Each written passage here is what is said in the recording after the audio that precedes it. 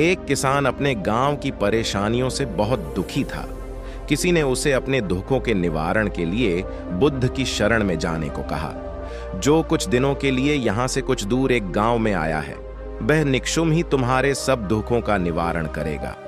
यह सुनकर किसान बड़ी इच्छा से बुद्ध की शरण में गया, यह सोचकर कि बुद्ध उसे उसकी समस्याओं, मानसिक पीड़ा, तनाव और दुखों से मुक्ति दिलाएंगे। वह बुद्ध के पास पहुंचा। उसने बुद्ध से कहा कि है बुद्ध, मैं एक किसान हूं, मुझे खेती करना पसंद है, लेकिन बारिश कभी भी पर्याप्त नहीं होती और मेरी फसलें बर्बाद हो जाती हैं। पिछले साल मेरे पास खाने के लिए कुछ नहीं था और इस साल भी अत्यधिक बारिश के कारण फसल को बहुत नुकसान हुआ। मेरे पास खाने के लिए पर्याप्त भोजन नहीं है। किसान ने कहा, मैं शादीशुदा हूं, मेरी पत्नी मेरा ख्याल रखती है, मैं उससे प्यार करता हूं, लेकिन कभी कभी वह मुझे बहुत परेशान करती है और घर में बहुत क्लैश हो जाता है, जिससे मुझे लगता है कि अच्छा होता अगर वह मेरी जिंदगी में नहीं आती। मेरे भी 2 बच्चे हैं। कभी कभी मेरे बच्चे भी मेरा अनादर और अवज्ञा करते हैं, मेरे निर्देशों का पालन नहीं करते। किसान लगातार बुद्ध को अपने दुखमय जीवन के बारे में ऐसी तमाम बातें बता रहा है। बुद्ध उस दुखी किसान की समस्या को ध्यान से सुनते रहे। अपनी जिंदगी की सारी परेशानियां बताने के बाद जब उन्हें राहत महसूस हुई तो यह चुप हो गए। अब उसके पास बताने के लिए कोई और समस्या नहीं बची थी।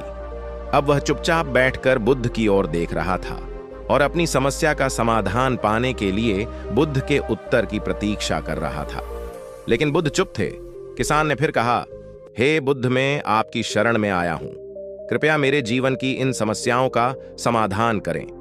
बुद्ध ने कहा, मैं तुम्हारी कोई मदद नहीं कर सकता। किसान आश्चर्यचकित होकर बोला, अरे यह आप क्या कह रहे हैं? सब कहते सम है कि आप सबके दुख दूर कर देते हैं, तो क्या तुम मेरी समस्याएं हल नहीं करोगे?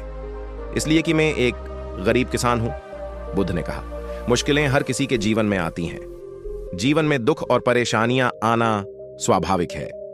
व्यक्ति के जीवन में अक्सर उसके कर्मों के अनुसार परिस्थितियां बदलती रहती हैं, जिससे सुख, दुख, निराशा और क्रोध आता है।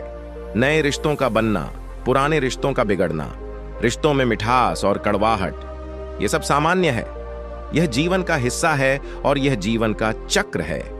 हकीकत तो यह है कि हम सभी के जीवन में 83 प्रकार की कठिनाइयां हैं।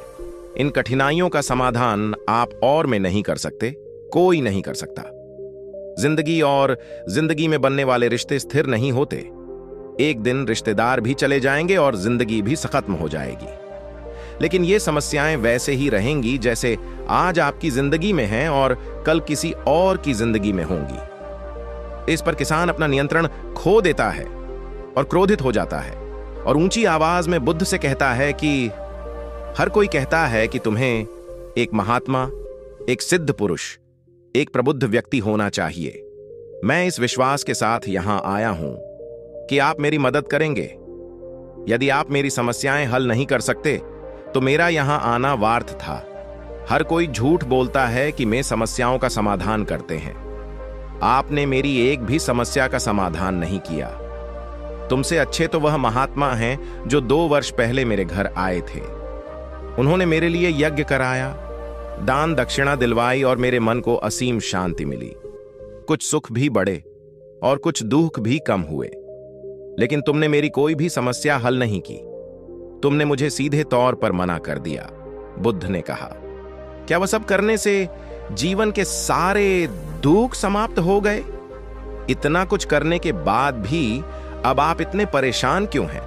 अब आप पहले से भी ज्यादा दुखों से घिर गए हैं। तात्पर्य यह है कि जीवन में दुख कभी समाप्त नहीं होते। किसान बोला, तो क्या मैं मान लूं कि तुम मेरी मदद नहीं कर सकते? यदि आप ऐसी छोटी छोटी बातों का समाधान नहीं कर सकते तो आपके उपदेशों का क्या लाभ? बुद्ध ने कहा, मैं तुम्हारी 84वीं समस्या का समाधान तो नहीं कर सकता, लेकिन हां, मैं तुम्हारी 84वीं समस्या का समाधान अवश्य कर सकता हूं। किसान आश्चर्यचकित हो गया और बोला, 84वीं समस्या क्या है बुद्ध? बुद्ध ने कहा, पाने कि तुम अपने जीवन में कोई समस्या नहीं चाहते। आपकी सारी समस्याएं इसी समस्या के कारण उत्पन्न हुई हैं। यदि आप इस तथ्य को स्वीकार कर लें कि जीवन में समस्याएं मौजूद हैं और समस्याएं जीवन का हिस्सा है, तो आप जीवन की समस्याओं से विचलित नहीं हो पाएंगे। आप जीवन में आने वाली समस्याओं से विचलित हो जाते हैं क्योंकि आपको लगता है कि आप दुनिया के सबसे दुखी व्यक्ति हैं, जबकि सच्चाई यह है कि हर किसी को अपना दुख सबसे ज्यादा महसूस होता है। लेकिन जिस दिन आप यह समझने लगेंगे कि मेरा कष्ट अन्य लोगों की तुलना में बहुत कम है, उस दिन से कोई भी दुख आप पर प्रभाव नहीं डाल पाएगा। जब तक आप नहीं चाहेंगे कि आपके जीवन में कोई परेशानी न आए और आप हर दुख दर्द से बचे रहें, तो यह संभव नहीं है। ऐसे में छोटा सा दर्द भी आपको बेचैन कर देगा और आपकी मानसिक शांति भंग कर देगा।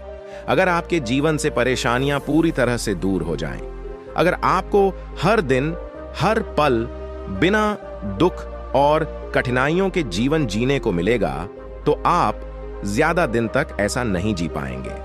एक समय आएगा जब आप हर दिन एक ही तरह की जिंदगी जीने से पूरी तरह से तंग आ जाएंगे और उन जाएंगे, क्योंकि जीवन में किसी भी चीज की अधिकता जीवन के लिए भयानक समस्याएं पैदा करती है। आरामदायक जीवन जीने से आप मन और शरीर दोनों से विकलांग हो जाएंगे। तो ऐसे जीवन का क्या फायदा जो बाद में आपको नर्क जैसा जीवन जीने पर मजबूर कर दे। जिस तरह खाना खाने का असली आनंद तभी मिलता है जब बहुत भूख लगी हो, और पानी पीने का असली मजा तभी आता है जब बहुत प्यास लगती है, उसी तरह जीवन के तमाम दुखों और परेशानियों को झेलने के बाद ही खुशी का आनंद मिलता है। इसीलिए जीवन में सुख और दुख अलग अलग रूप में आते रहते हम चाहकर भी जीवन से सुख दुख को खाम नहीं कर सकते, लेकिन उनसे इतना ऊपर जरूर उठ सकते हैं कि कोई भी बड़ी समस्या मन को विचलित न कर सके। इसके लिए अपने मन को शक्तिशाली बनाएं, धैर्य रखें, प्रतिदिन आध्यात्म का ध्यान करें, ज्ञान बहाओ। यह आपके जीवन की सभी समस्याओं का समाधान है। इसे जीवन की धतुर्मुखी समस्या का समाधान कहा जाता है। महात्मा बुद्ध का यह अद्भुत ज्ञान पाकर किसान संतुष्ट हो गया और उसका मन बिल्कुल हल्का हो गया। मन में जो समस्याएं परेशान कर रही थीं, उनके प्रति जिज्ञासा शांत हो गई। किसान ने अपनी आंखें बंद कर लीं और आनंद का अनुभव करने लगा। किसान को समझ आ गया कि वह अब तक क्या गलती कर रहा था और वह बुद्ध के घरणों में गिर गया। तो दोस्तों, मुझे उम्मीद है कि महात्मा बुद्ध की इस कहानी बुद्ध प्रेरणादायक के माध्यम से आपके जीवन की कई समस्याएं समाप्त हो गई होंगी या कुछ समस्याओं का समाधान मिल गया होगा।